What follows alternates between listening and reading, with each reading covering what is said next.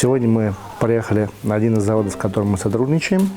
Это очень небольшое такое производство, можно сказать, семейное производство. И здесь мы заказали партию блинов, даже не одну. И хотели сегодня проконтролировать, как будут производиться наши блины. Как раз было подготовлено сырье необходимое, готова полиграфия. И сегодня мы посмотрим, как же наши блины будут печататься.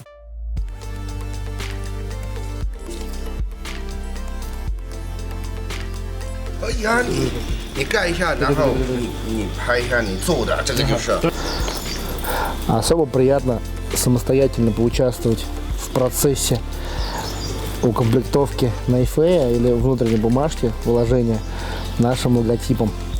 Вот, мы сделали на разных производствах, мы делаем самые разные варианты упаковки. Вот, конкретно здесь мы использовали уже готовый найфей, просто добавили туда печать нашего чайничка фирменного. Вообще, как вы знаете, китайские печати — это традиционная вещь, то есть очень часто печатями подписывались в древнее время, и сейчас тоже это распространено, особенно среди людей как бы культуры, скажем так. Ну, безусловно, вы знаете, что печати ставятся на осинских чайниках, печати ставятся на каллиграфии, вот, и кроме того, печатями расписываются люди культуры. А еще мы решили сделать некий розыгрыш.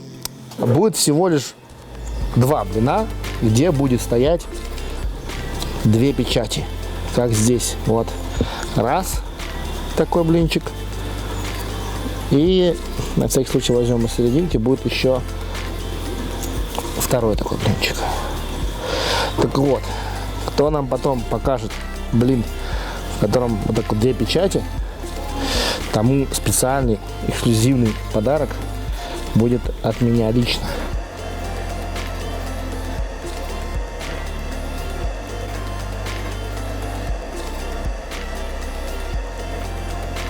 Сейчас происходит производство одного из наших блинов. На это производство делается несколько серий таких малотиражных, скажем так, блинов. Сейчас прессуется блин дахуча, который называется таким простым названием, большое чайное дерево. Это Шэнпуэр, здесь регион Кунгушань, это в районе Минера, сырье оттуда. Вот, и сейчас идет производство как раз использованием вот этих вот найфеев, которые мы только что сделали.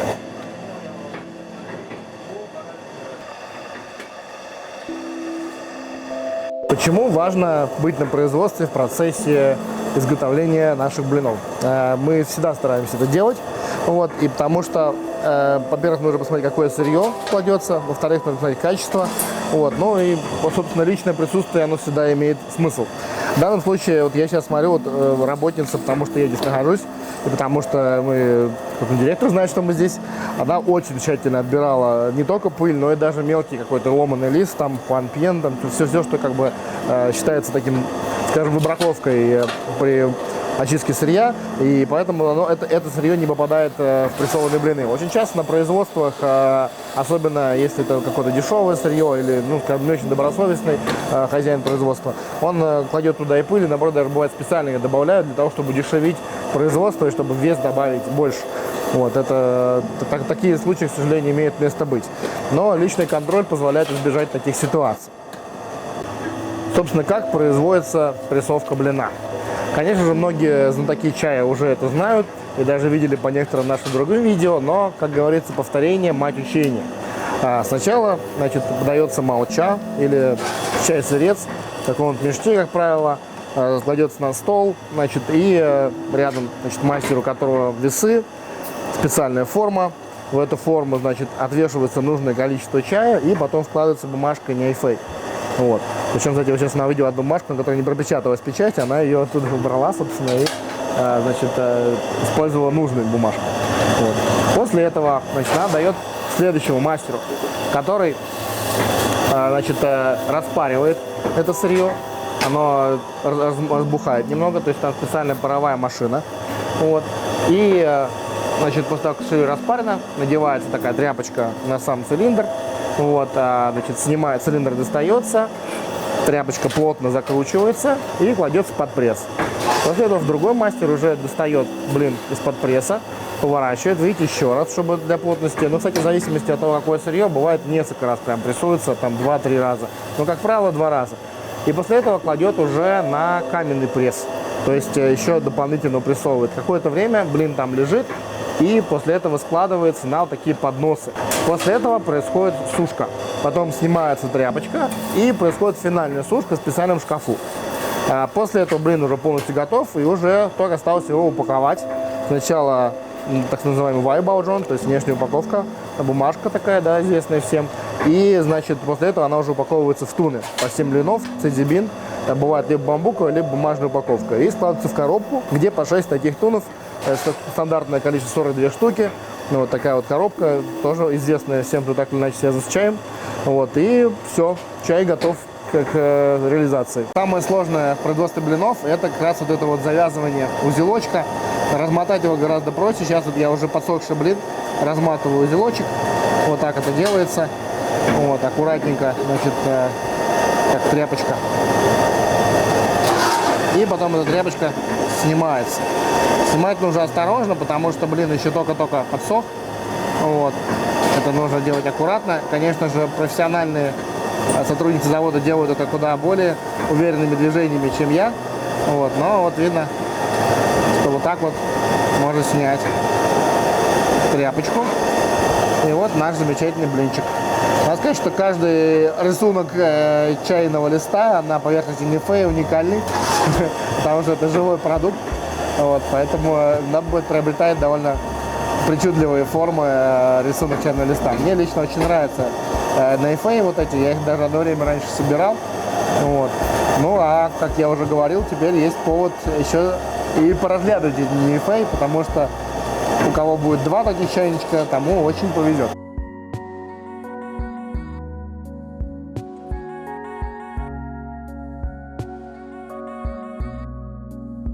А вот так вот выглядит уже готовый блин. Вот, то есть сейчас сняли с него упаковку только-только.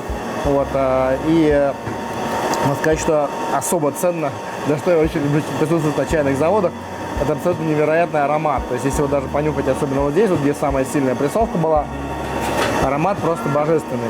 Ну и вот здесь видно сырье дошу, сырье от больших деревьев. Вот, еще будет еще более высокосортное, это как бы средний шен у нас будет шен, как бы сырья малых деревьев, сырья больших деревьев и сырья древних деревьев.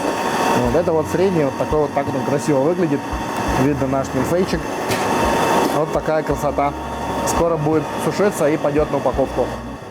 Но это я пропечатываю нифей для лимитированной серии блинчиков со старых деревьев сырье с местечка Кунлушань. Те, кто знают и читали что-либо про великие чайные горы Юнани, знают, что это одна из них. Это одна из гор, где есть древний чайный сад, или как называется, Гучхаюань.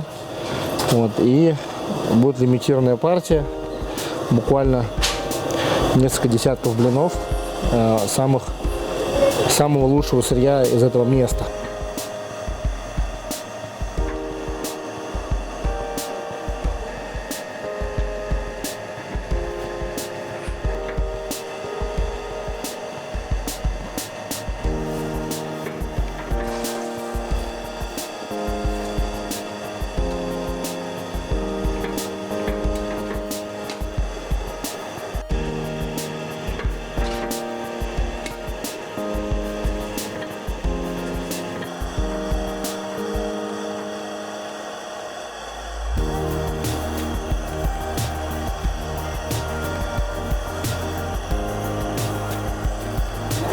Сейчас я одеваю тряпочку.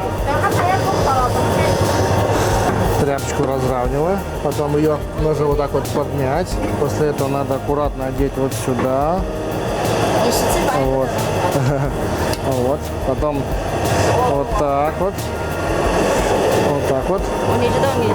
Потом надо придавить, да, плотненько придавить. Потом, значит, мы достаем оттуда железячку ненужную. Вот. Ага, надо соединить вместе тряпочку. Ага. И потом очень хорошенько скрутить. Скрутить надо очень хорошенько. И при этом еще и по центру. Вот. Самое сложное, это этот узелочек завязать ровно. Аккуратно. Слишком высоко накрутил. Надо накрутить пошире. О, Женька, и... Все, наконец-то моется. Ага. О. Ну, с горем пополам. Один сделал.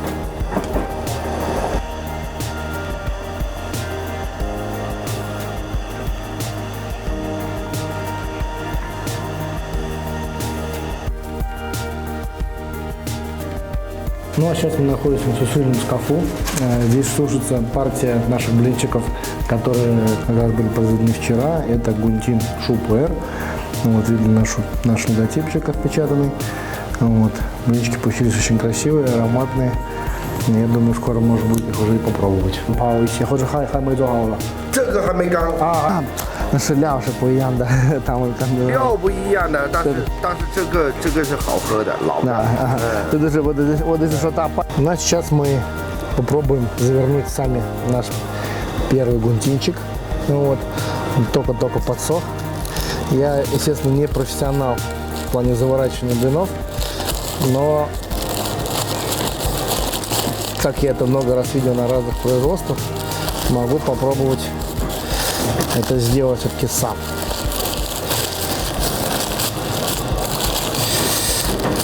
Не очень аккуратно это получилось вот здесь, но примерно это делается вот так. Вот. И получается вот такой вот блинчик гунтира.